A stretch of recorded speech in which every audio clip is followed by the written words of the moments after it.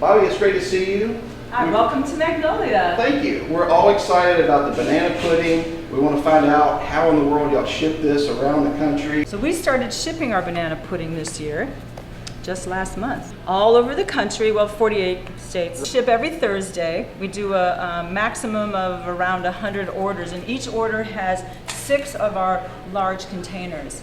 So you're going to be happy you'll have enough to serve a party on the weekend. So the pudding used to be a deep, dark secret, except it was in our cookbook. Right. Until we launched these new flavors this year, we didn't really demo how to make the pudding before, but it really is one of the easiest recipes you could ever imagine, and especially during summer. Banana pudding is a classic Southern dessert, and I believe that it started in the 40s or 50s, a long time ago. Everybody's grandma has their favorite recipe, but I do believe at some point it was on the back of an instant vanilla pudding box. Right. How to put this together, and then just wafer cookies. Vanilla wafer cookies, you can't get much simpler than that. And some whipped cream, which I've already whipped up a little bit to stiff peaks. So we'll show you how to put that together. So the first part is just some water in the mixer. So then we use a can of sweetened condensed milk, and isn't that great that it actually says our name on it? But it's not. You'll get your that's own, not us. But That's just super simple. So this just gets mixed together for like a minute, just to kind of get the two blended, and just turn that on teeny weeny bit.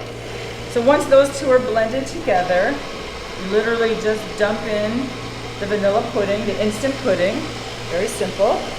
And that's going to go, like I said, for maybe 2 minutes at the most. You just want to get it mixed together. Very simple. And you know, one of the rules of baking and cooking is always, with your spatula, scrape your mixer bowl.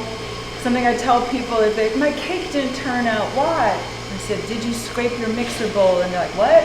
What part? Yeah, that's the part you can't miss. And then after this mixture comes together, it's going to sit in the fridge for 4 or 5 hours is the max, and it ends up looking like this mixture here after it gets refrigerated. It's very thick, very dense.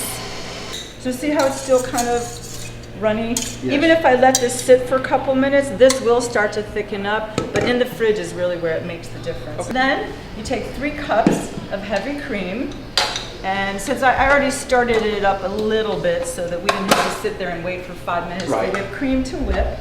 But this is another one of those areas where I didn't get something quite right when I was trying it myself. Yeah. It's raining outside, or too much, it got some yolk in it or something like that. Well, whipped cream, you have to be careful. Your mixing bowl can have no fat on it, so you want to make sure it's really clean. I actually tell people maybe take a little lemon juice and wipe the inside of your bowl. It also should be cold. If you washed your mixing bowl and then stuck it on here and it's hot, your whipped cream won't whip. Gotcha. Or it will take a whole lot longer to whip. So that's an important part of it, but any residue of fat, if you've got mixed butter in it before. And as you saw, the other thing that we have here, I have 2 bowls. That sure makes it a whole lot easier. Absolutely. Then I would do this part in the morning, and then I would build my banana pudding and let it sit. It needs to sit for about 6 hours. So this will just go into the whipped cream, and I usually do maybe like 1 or 2 scoops of it. If you were doing it straight from the recipe, probably 3 additions to get it into your whipped cream. And just on a medium-low speed, you're going to mix it together. And I like to joke about how whipped cream lightens up the banana pudding and makes it fluffy. Takes some of the calories out. It does. It takes the calories out. It makes it so fluffy. It smells delicious in here as soon as we walked in the door. Oh, isn't it amazing? I tell you.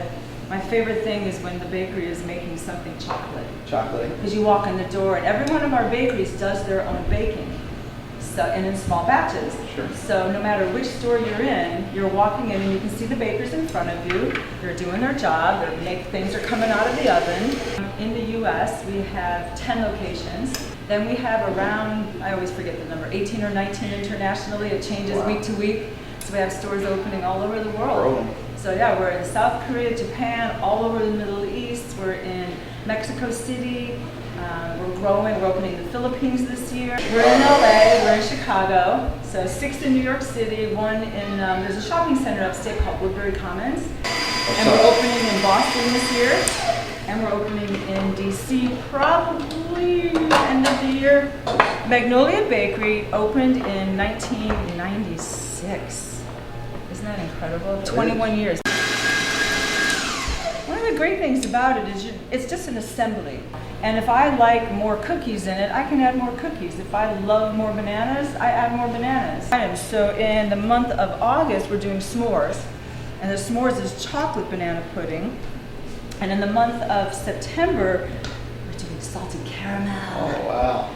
And it is so good. So we have to make sure it's consistent every single time.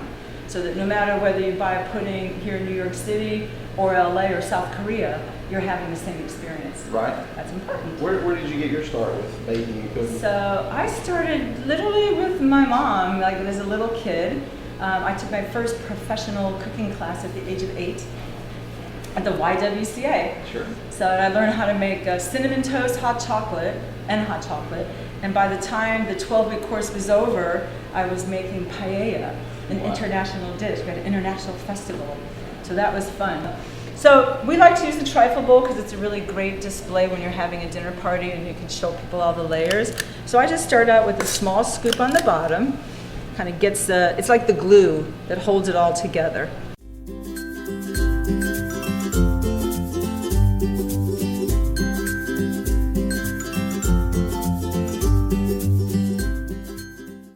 Gotcha. So if I want banana pudding shipped to Memphis, Tennessee, I'm going to get 6 of these containers. Large ones. And they're going to be shipped out FedEx? They ship out FedEx on Thursday and you get it Friday morning.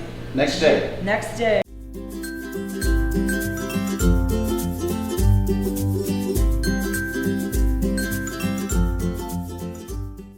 All right, I'm ready to try it out. Okay, go for it. All right. Dig in. Pudding before though, just first time having ours. It's really good. And it's you know, delicious. You can't stop at one bite. Mm-mm. So, and I've tried that before, especially the new magic one that came out this month. I took a bite thinking I'll just have one bite. Nah, 5 bites It's later. really good. If you haven't tried Magnolia Bakery's banana pudding, if you're in New York, come check it out. If you're in one of their other cities, go there. I encourage you to go there to their bakery and just get it while you're there.